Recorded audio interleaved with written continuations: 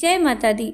नवरात्रि में हवन केवल एक परंपरा नहीं बल्कि हमारी आस्था, शुद्धता और माँ दुर्गा की कृपा प्राप्त करने का एक शक्तिशाली साधन भी है। नवरात्रि में जब हम माँ दुर्गा की उपासना करते हैं तो हवन अग्नि के माध्यम से देवताओं तक हमारी प्रार्थना पहुँचाते हैं। शास्त्रों में कहा गया है अग्निर्देवो द्विजातिना, अर्थात अग्नि देवताओं तक संदेश ले जाने वाला माध्यम है। इसलिए हवन करने से हमारी पूजा संपूर्ण मानी जाती है।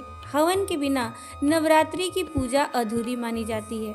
नवरात्रि में समापन से पहले हवन और पूजा करने की परंपरा है। मान्यता है कि नवरात्रि में अष्टमी या नवमी तिथि पर हवन करने से माँ भगवती प्रसन्न होकर अपने भक्तों की सभी मनोकामनाएं पूर्ण कर देती हैं और हिंदू धर्म में नवरात्रि पर्व के समापन पर हवन करने का विशेष महत्व भी होता है। आज के इस वीडियो में आप जानेंगे कि कैसे आप खुद से घर पर एक छोटा सा हवन करके माँ भगवती को प्रसन्न कर सकते हैं और इसके साथ ही वीडियो के अंत में मैं आपको ये भी बताऊंगी कि हवन करने के क्या फायदे हैं, तो वीडियो को अंत तक जरूर देखिएगा।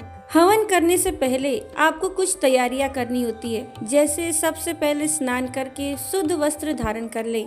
अब मैं आपको हवन सामग्री बताती हूँ और उसके बाद हवन की विधि बताऊंगी। देखिए, हवन सामग्री में आपको चावल लेने हैं। उसके बाद जितना आपने चावल लिया है उसका आधा आपको तिल लेना है और उसी का आधा आपको जौ लेना है और फिर उसमें चीनी या फिर बतासा आप ऐड कर लीजिए और थोड़ा सा घी ऐड करके आप हवन सामग्री तैयार कर लीजिए। अगर आप चाहें तो मार्केट से बनी बनाई हवन सामग्री भी ला सकते हैं अच्छी क्वालिटी की, या फिर आप घर पर इस तरीके से हवन सामग्री खुद से तैयार कर सकते हैं। इसके बाद आपको चाहिए एक हवन का पात्र। हवन का जो भी पात्र हो आपके पास, मिट्टी का बर्तन हो अथवा कोई तसला, या फिर आप ईंट को जोड़ करके भी हवन कुंड तैयार कर सकते हैं। हवन कुंड या हवन पात्र तैयार करने के बाद आप हवन पात्र पे हल्दी या फिर कुमकुम से सात्विक ओम या फिर अष्टदल कमल बना लीजिए। इसके बाद आम की लकड़ी हवन पात्र में सजाएंगे और उसमें थोड़ा सा कपूर फैला दीजिए। उसके ऊपर से आप कपूर फैला देंगे तो इससे आपका हवन जो है वो अच्छे से प्रज्वलित हो जाएगा।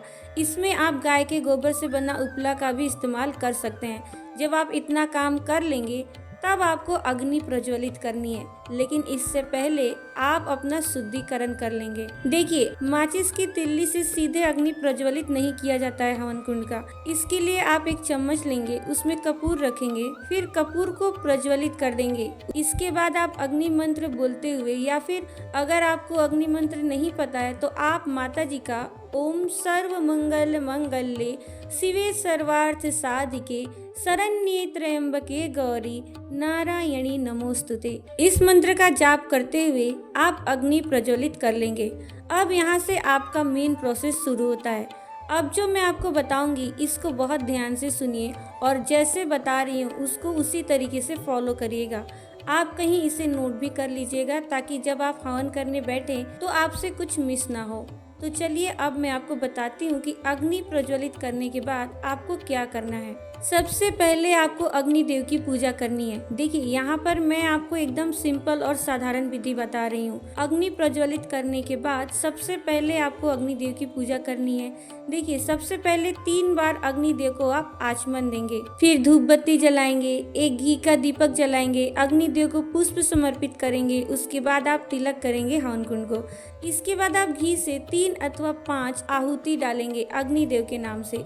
मंत्र रहेगा ओम अग्नि देवाय नमः। इस मंत्र की आपको 3 बार आहुति डालनी है। इसके बाद 5 आहुति भगवान गणेश के नाम से डालेंगे। मंत्र है ओम गंग गणपतये नमः या फिर ओम श्री गणेशाय नमः। इसके बाद आपको गुरु मंत्र प्राप्त है तो आप उस मंत्र से 5 या 11 जितना आप चाहे आहुति डालें। और अगर आपके गुरु हैं लेकिन अभी आपको उनसे दीक्षा प्राप्त नहीं हुई है तो आप ओम गुरु देवाय नमः इस मंत्र से भी 5 आहुति डाल सकते हैं। फिर उसके बाद आप सबसे पहले भगवान भोलेनाथ के नाम से 5 आहुति डालेंगे। उनका मंत्र है ओम नमः शिवाय।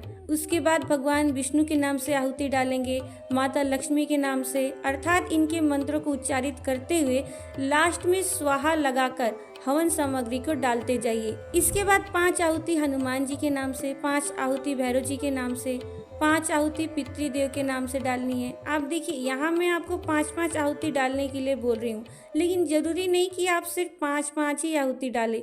आप अपनी इच्छा से 5, 7, 11 या उसके आगे भी डाल सकते हैं, लेकिन कम से कम आपको 5 या 3 आहुति तो सबके नाम से डालनी ही डालनी है। एक और चीज़ मैं आपको बता दूं कि ज़रूरी नहीं है कि हवन में आप सिर्फ हवन सामग्री से ही आहुति डालेंगे। आप चाहे तो घी और शहद मिलाकर भी हवन में आहुति डाल सकते हैं। इसके अलावा आप सिर्फ लौंग से भी माता का हवन कर सकते हैं। ये आपकी इच्छा और सामर्थ्य के ऊपर निर्भर करता है। इसके बाद आपको क्षेत्रपाल के नाम से आहुति डालनी है।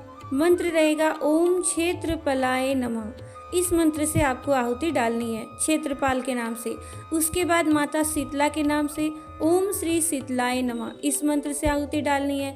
माता शीतला के बाद पितृदेव के नाम से इनका मंत्र रहेगा ओम श्री पितृदेवताभ्यो नमः। उसके बाद स्थान देवता के नाम से मंत्र रहेगा ओम श्री स्थान देवताभ्यो नमः।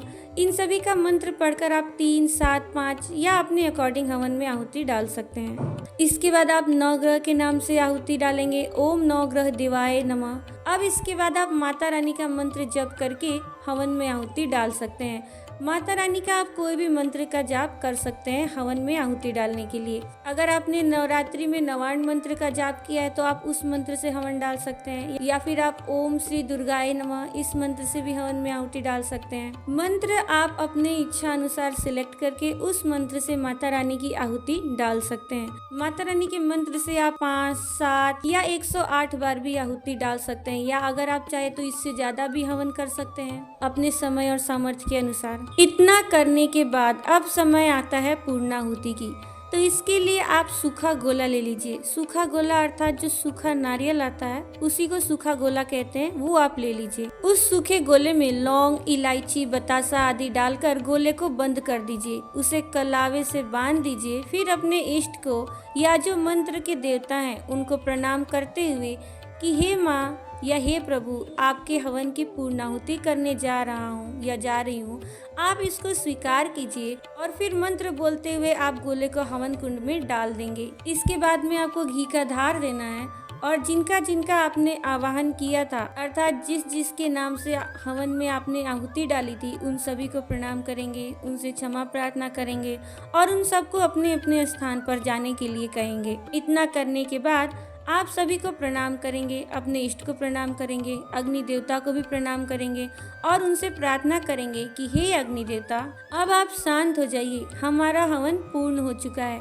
फिर आप जल का छींटा मारेंगे। इतना करने के बाद आपका हवन संपन्न हो जाता है। अब मैं आपको बताती हूँ घर पर हवन करने के कौन कौन से फायदे हैं। हवन करने के तो ऐसे कई लाभ हमारे शास्त्रों में बताए गए हैं, लेकिन मैं उनमें से कुछ फायदों के बारे में आपको बताना चाहती हूँ। हवन करने से जीवन में सुख, समृद्धि और सौभाग्य की वृद्धि होती है। हवन करने से घर में सकारात्मक ऊर्जा का संचार होता है और घर की सारी नकारात्मक ऊर्जाएं नष्ट हो जाती हैं।